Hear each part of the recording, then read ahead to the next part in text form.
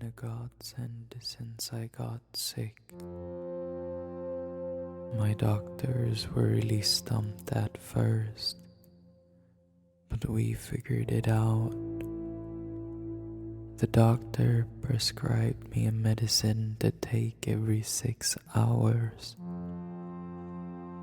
It's supposed to help with the pain. My wife is an excellent nurse. At first, I hated to have her do it.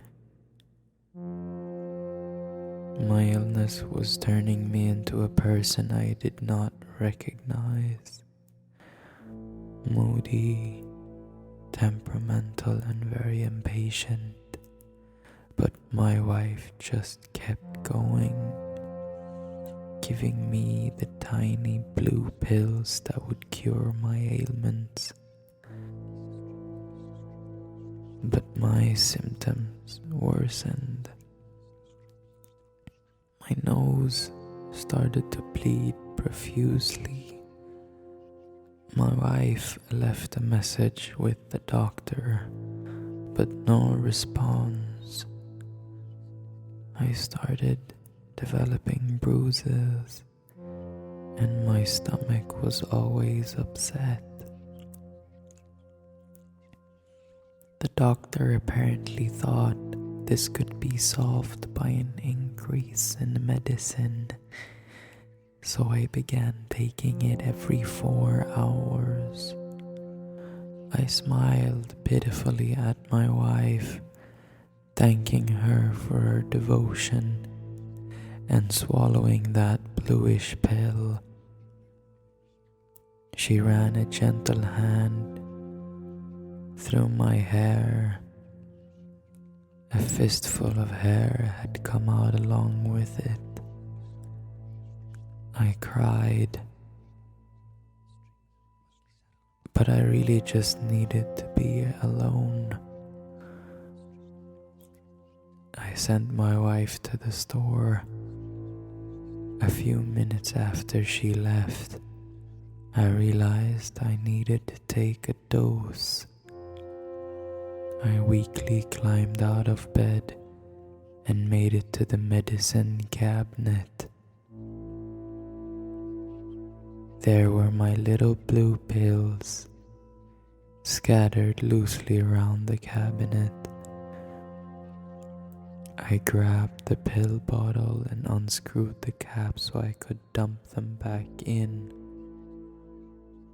My pills were white.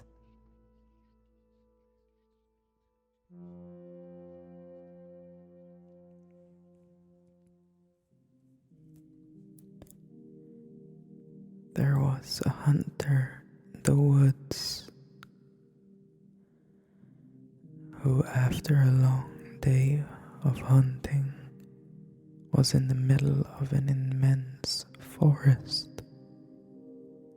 It was getting dark, and having lost his bearings, he decided to head in one direction until he was clear of the increasingly oppressive foliage. After what seemed like hours, he came across a cabin in a small clearing. Realizing how dark it had grown, he decided to see if he could stay there for the night.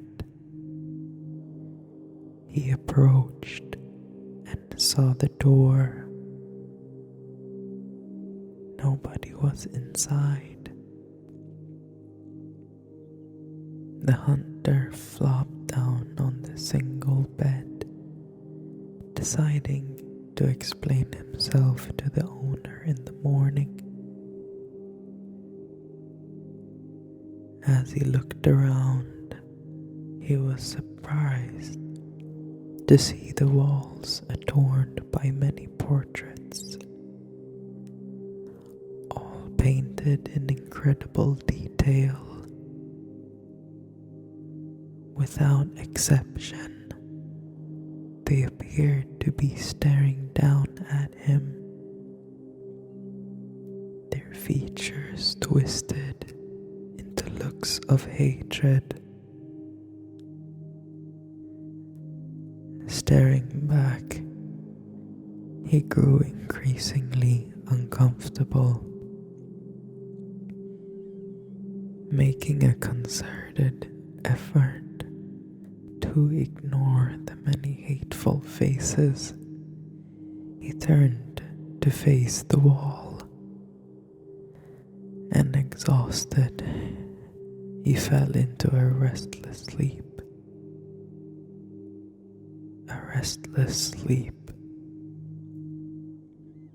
Face down in an unfamiliar bed. He turned, blinking in unexpected sunlight. Looking up, he discovered that the cabin had no portraits,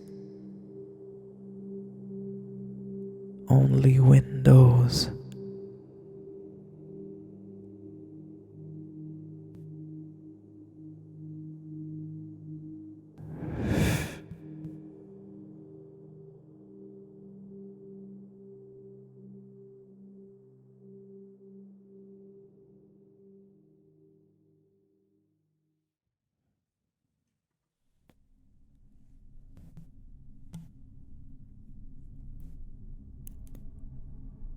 A man goes to an old hotel.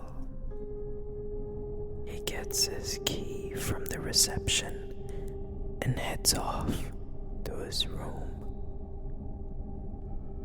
As he walks down a hall to his room, he hears crying coming from behind one of the doors in the corridor.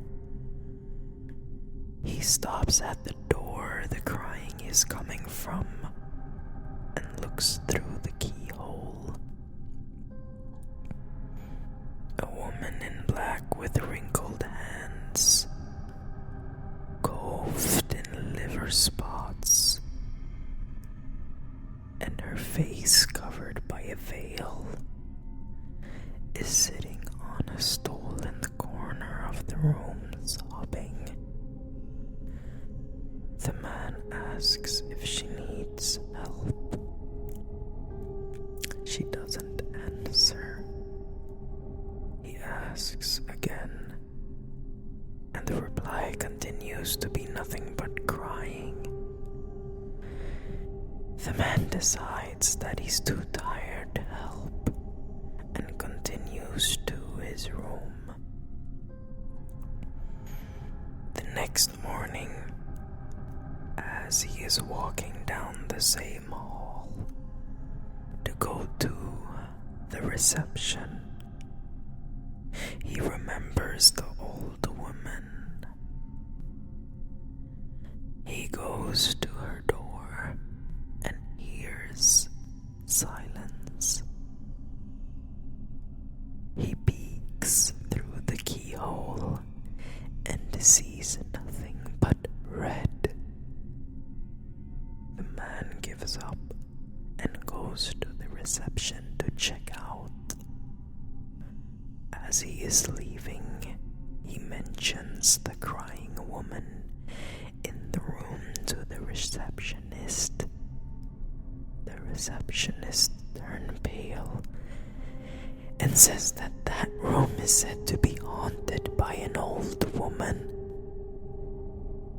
The man laughs it off and heads to the door. He is stopped in his tracks when the receptionist says, "The ghost is an old woman with red eyes."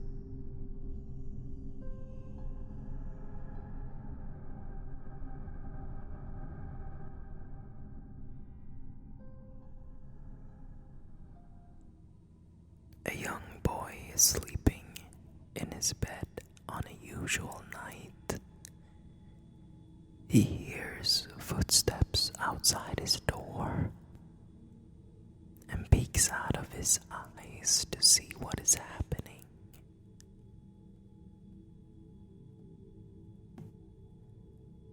His door swings open quietly to reveal a murderer carrying the corpses of his parents. After silently propping them up on a chair, he writes something on the wall in the blood of the dead bodies. He then hides under the child's bed. The child is scared beyond belief. He can't read the writing on the wall, and he knows the man is under his bed. Like any child, he pretends that he slept through the whole thing and hasn't awoken yet. He lays still as the bodies, quietly hearing the breaths from under his bed. An hour passes, and his eyes are adjusting more and more to the darkness. He tries to make out the words, but it's a struggle. He gasps when he finally makes out the sentence. I know you're awake.